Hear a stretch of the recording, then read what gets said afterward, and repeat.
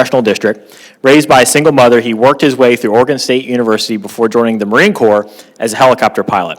During 2 decades of military service, Congressman McCormick deployed to combat zones in Africa, the Persian Gulf, Afghanistan, and rising to the level of Navy commander. He earned his MBA from National University and medical degree from Morehouse School of Medicine, where he served as a student body president. Dr. McCormick completed his emergency medicine residency at Emory and Grady Hospital and practiced as an ER physician at the Northside Hospital. In Congress, he serves on the Armed Services Committee, the Foreign Affairs, Science, Space, and Technology Committees. Congressman McCormick lives in Alpharetta, Georgia. Is there anything I missed there, sir? Yes. I got to turn my microphone on. Testing. So, actually, this is a great conversation. I love this. First of all, I'm a lifelong student. Hate school, but I love learning. This job gives you the opportunity to learn more things, and you have more access to more information than anybody other than maybe the President of the United States.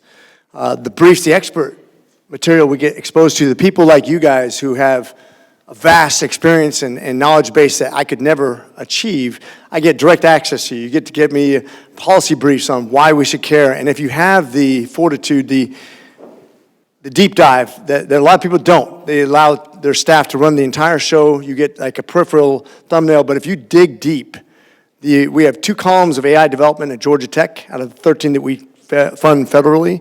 If you look at the amount of technology that's out there, the advancement, I mean, let's face it, even cryptocurrency.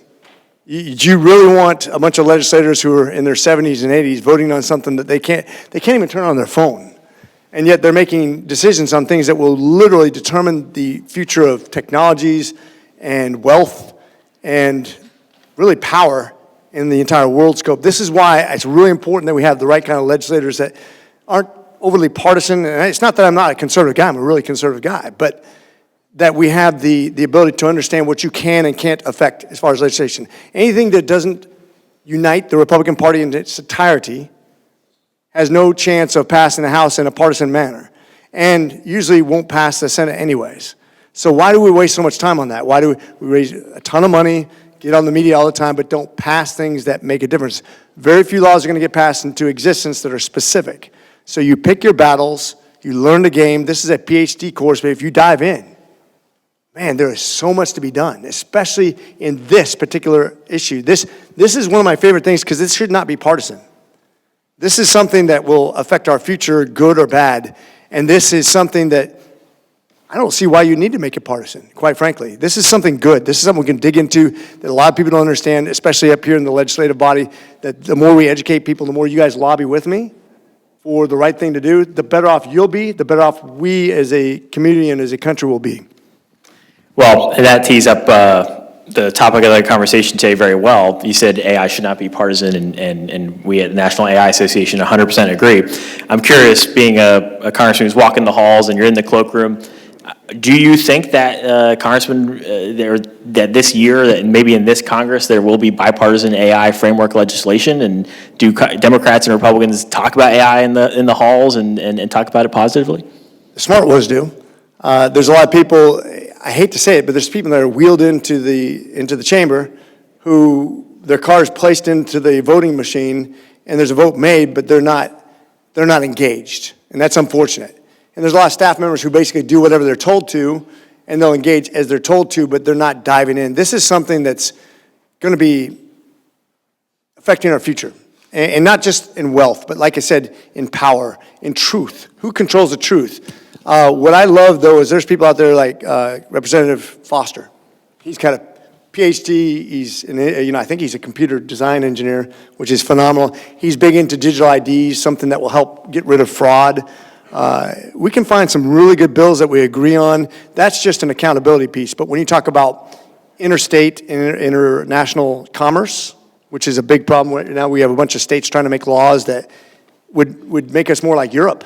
Quite frankly, if you look at the things that Europe has done to inhibit their ability to produce the advancement of AI, they'll never catch up. Already, they're behind us, and they'll never catch up. It's between us and China, and maybe India too. But we're going to establish a framework that either we're going to survive together, we're going to hang together, as they say.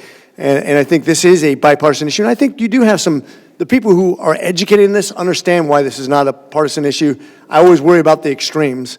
It's interesting, I always like to take pictures of people their names are right next to each other on the far right and the far left, and they vote together on these, there's 40 people who vote against something, and they're really over here, and really, it shows the spectrum, the political spectrum of ideology, and why most of us get it when it comes to this particular topic. Yeah.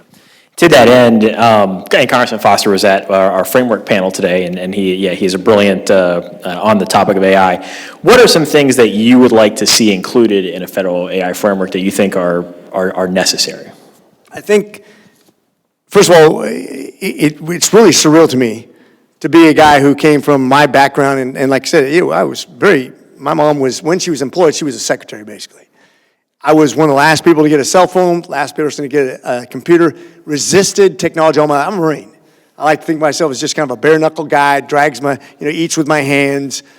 I resisted technology every step of the way, but now I realize how essential it is to achieving the things I want to achieve. And so I've embraced it fully. I've actually dived in. I read books all the time on this stuff.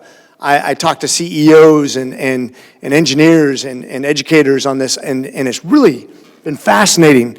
But when we look at the future and what we can do to continue to lead the way, we are leading the way. And the reason I say it's surreal to me is because I just had a text conversation with a guy named Jensen. He has a small company you might have heard of. I think it's worth $4 trillion. And we're talking about the importance of being able to sell maybe a chip abroad, and why maybe it's not our best chip, but why it's important to be the industry standard.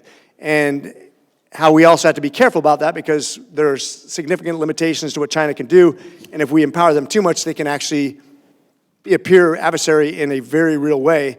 So it's balancing that. So how do you set a framework that's intelligent enough to say, yes, we need to be open to markets, we need to not hamstring us, but we also need to make sure that our adversaries don't become overly powerful, even in a second-tier way.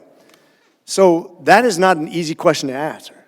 And when you have not just China, but North Korea, Iran, Russia kind of working in this nefarious way against us, when you see what's happened to us in cybersecurity world, where we almost have to go on the offense to defend ourselves, when you see, when it comes to international trade, how it's a complex issue, when you start supplying people who are competing with you with the competing power to compete with you, when you have real limitations on natural resources that we need to build things, or to create energy, for example, the nuclear energy, which is the future to handle the exponential curve of energy consumption, but we are way behind China on that production, on even the regulatory burden that we have on, there's only been, 2 nuclear reactors completed in the last several decades, both in Georgia, thank you, or should I say you're welcome. Yeah.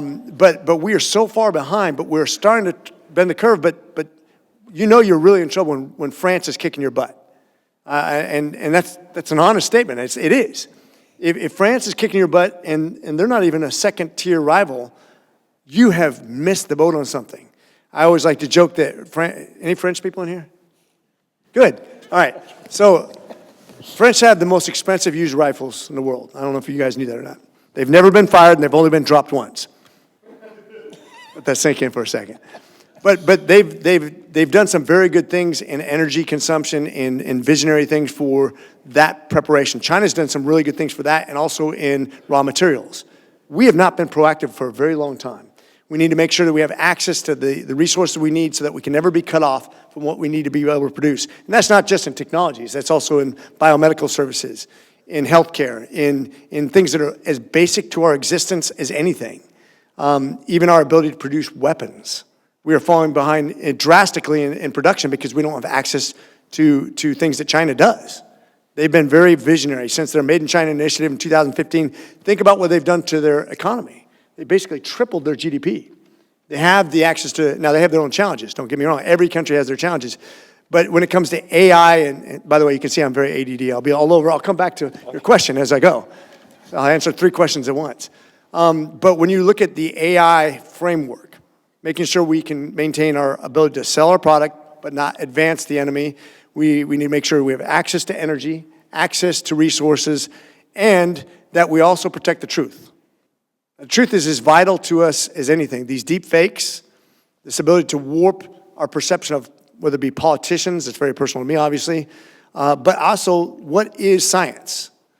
If I make an argument in a hearing and I say, What is the atmospheric percentage of carbon dioxide? If we're going to talk about global warming and carbon dioxide and carbon credits, and the experts who are arguing for supplemental $1 trillion to be spent on carbon control can't even answer that, and we have to look it up on the internet. Can you find it?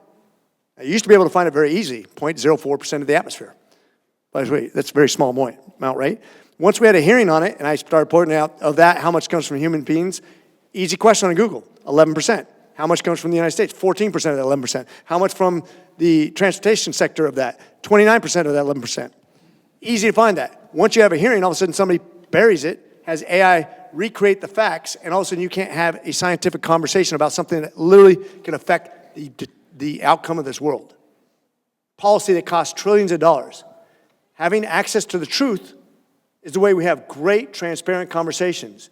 If AI generates things that are untruthful and only politically motivated, we lose the ability as scientists, as creators, to have a good conversation about the future of the world. Because I guarantee you, China's having a pragmatic conversation about control of the world. We're having a philosophical one. And that's a problem. Yeah.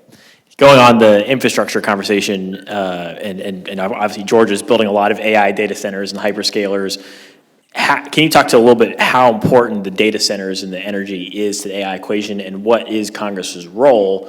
A lot of conversations right now about whether they should be wading into these local politics, and a lot of people don't want them in their backyard, and they think they're raising their energy bills.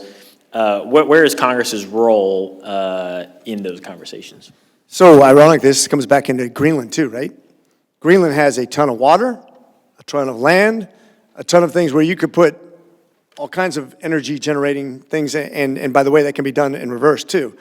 But you're right. Right now we have states literally inhibiting the building of these data centers. One guy in not a competing district, but another Republican district is angry that he's putting a data center there because he thinks it's going to increase, even though it's built into law that's not going to. It's going to be offset by the data center.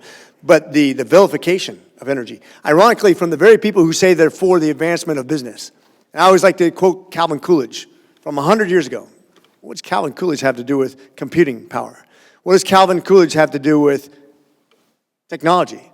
Calvin Coolidge said something very profound. The business of America is business.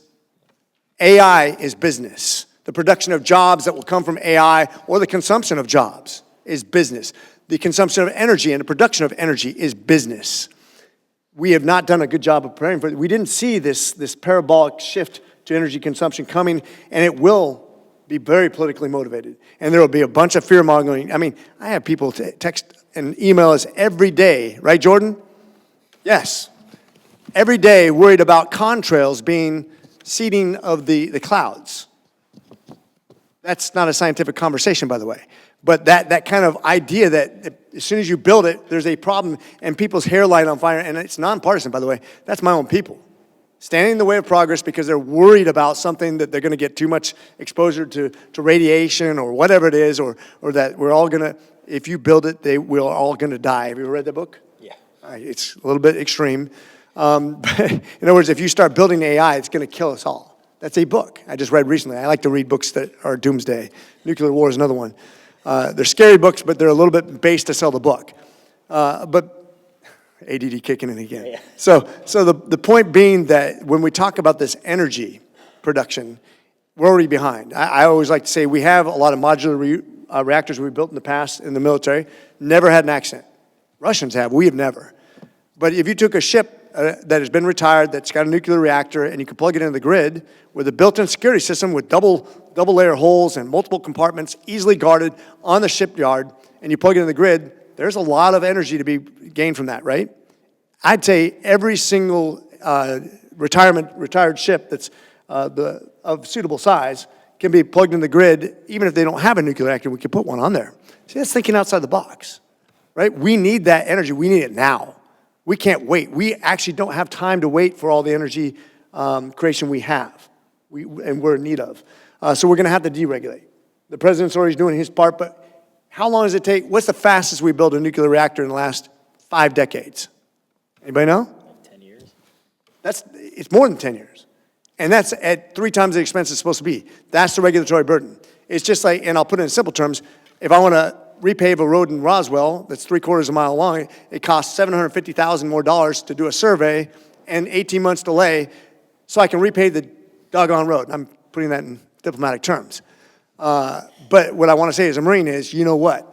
That is the regulatory burden that we have on the nuclear power programs times 1,000, because everybody's worried about 3 Mile Island. Now, ironically, we're reopening 3 Mile Island now. But we can't have enough energy if we're going to be competitive on the world market. And we can do it safely.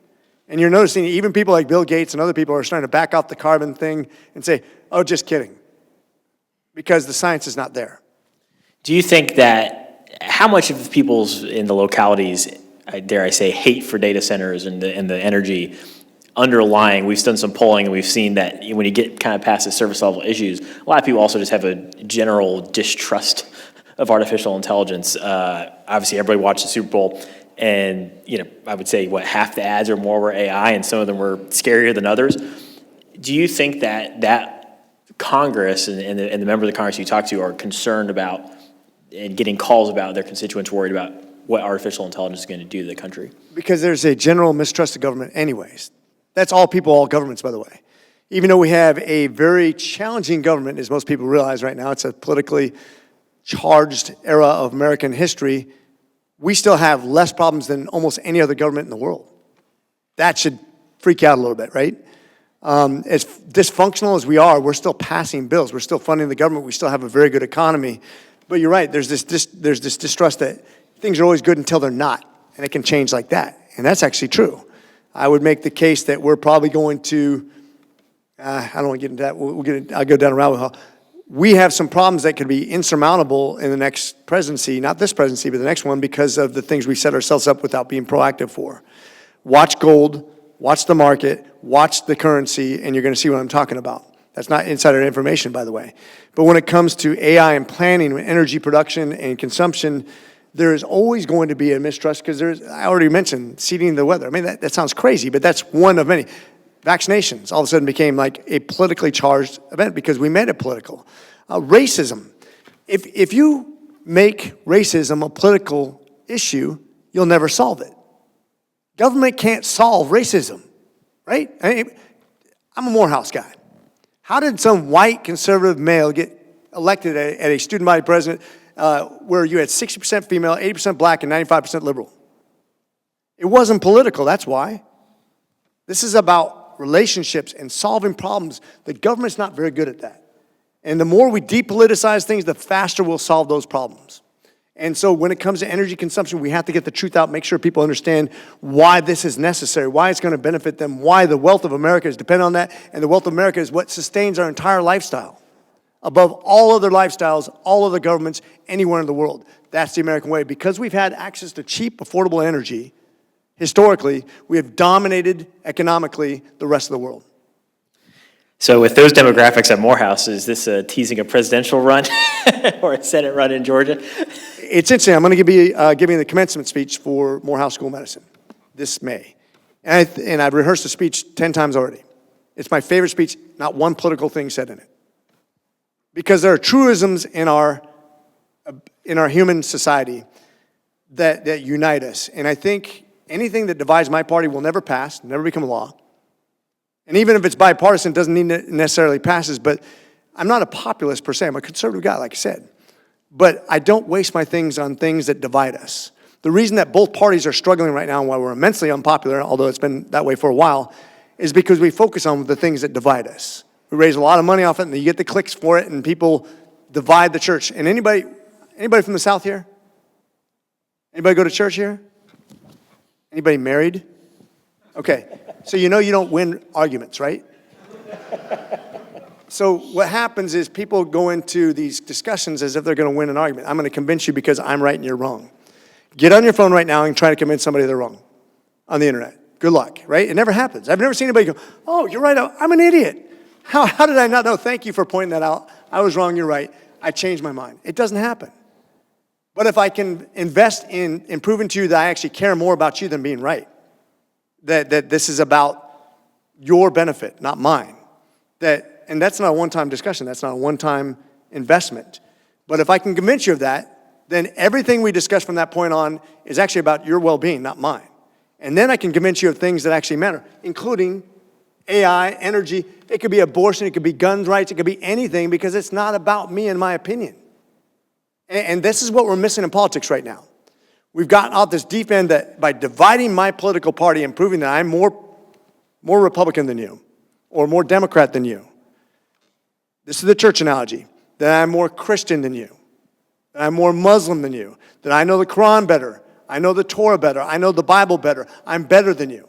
We do this in politics all the time, and all it does is divide, divide, divide. It splits the church.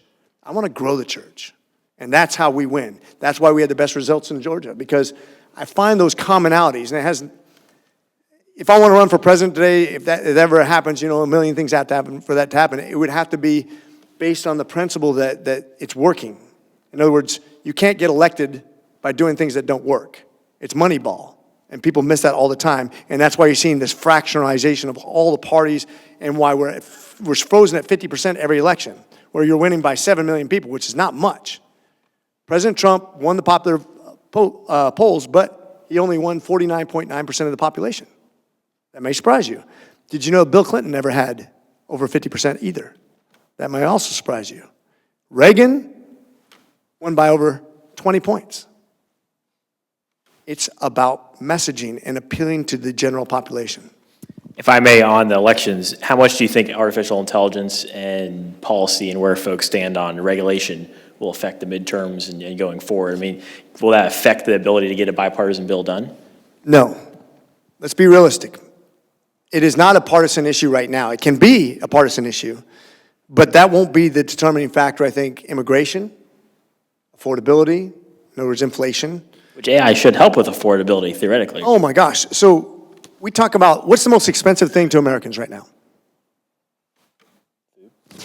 What do you spend money on? Your house, right? Your health care, maybe? I bet you your health care bill is as big as your mortgage, if not bigger. Who out there, monthly health care, your insurance policy is your biggest cost? I'm surprised, because the average American, family of four, costs $30,000 for your insurance policy per year. That's a car, guys, per year. And what do you get out of that? And if you use it, then you have your copay, right? And your deductible. It's not used as catastrophic, but AI basically can take out about 20% of the cost. AI. It's a $5 trillion industry in America. That means you save $1 trillion per year. That's the size of the entire economy of South Korea, one of the largest economies in the world. That's how much in wasteful spending you have in just healthcare in America, which consumes 20% of our GDP. It is the biggest spending item for government, the biggest spending item for any family. It is the second biggest consumable for all businesses. It's the second fastest growing inflationary cost to Americans, only secondary to education, by the way. Since we got involved in education and healthcare, that's where you saw the price increase. Because when government gets involved, it becomes less efficient. Let me give you an example real quick, and then I'm sorry, I just got to do this. AI, the banter we do between billing is where we spend about 25% of all healthcare dollars. 25% is spent on something that has nothing to do with healthcare. Administrative costs.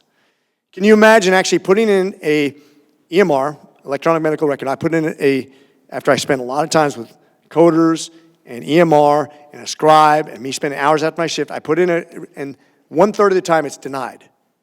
Denied from the insurance carriers. I'm not trying to vilify them right now, I'll do that later. But can you imagine if it went back and forth with AI in 1 second rather than 2 weeks? And you didn't get to deny me. I penalize you when you deny me for a legitimate claim. You actually have to pay a fine instead of me having to go find a lawyer. How fast would that solve our medical problems? And then you could get rid of a lot of people whose job is to deny you, to confound you, to frustrate you. By the way, that's where your surprise billing problems came with, by the way, too, which probably affected at least half the people in this audience. AI fixes that, too. The pre-approval process, AI fixes that, too. Diagnosis, AI fixes that, too. Treatment, AI fixes that, too. You see where I'm going with this? AI is as much a solution to every problem we have in healthcare as anything that we've ever experienced in America, and it will be transformative. I'm getting the waves, so we got to stop in a minute, but I just want to ask a few rapid fire. Favorite AI tool? I don't know. I like those animal videos on Instagram. That's a tough one because I don't use it as a tool. But I take that back. The one tool, I speak into my phone, I ask it a question, it spits out an answer. I like that. But sometimes it's the wrong answer. That's frustrating. That's not good as a congressman. How do you let your office use AI in their research and what they're doing, bill writing? Constantly. It's actually interesting. It can help you write a book. It can help you fact check. It can help you prepare for. I can literally get a write-up on what I'm going to say for my hearing, even though I never read it, as my staff can frustratingly tell you. But it preps me for the battlefield. And it's really well written, actually. Then finally, one message, we obviously have a lot of young people in the room in AI, a lot of our members are startup companies, a lot of Gen Z. What would your message be to young people building in AI today? Never forget human relations. No matter how good your AI gets, what's the best way to become an influencer for young people? I say stop winning the argument, win the friend. That's an investment, and you can't replace that with AI. You'll never replace anybody who wants a job in the future. Your job can be replaced by AI, except for if somebody likes you better than AI. There's a reason I don't get sued as a doctor. I've never been sued as a doctor. ER doctors get sued a lot. The reason I don't get sued is because I'm friendly. If you want to keep your job, if you want to have a job, if you want to be influential, stop trying to win arguments, stop trying to rely too much on technology, don't isolate yourself on a phone. Believe in each other. Believe in human relationships that will never be replaced. Thank you, Congressman. Appreciate you coming.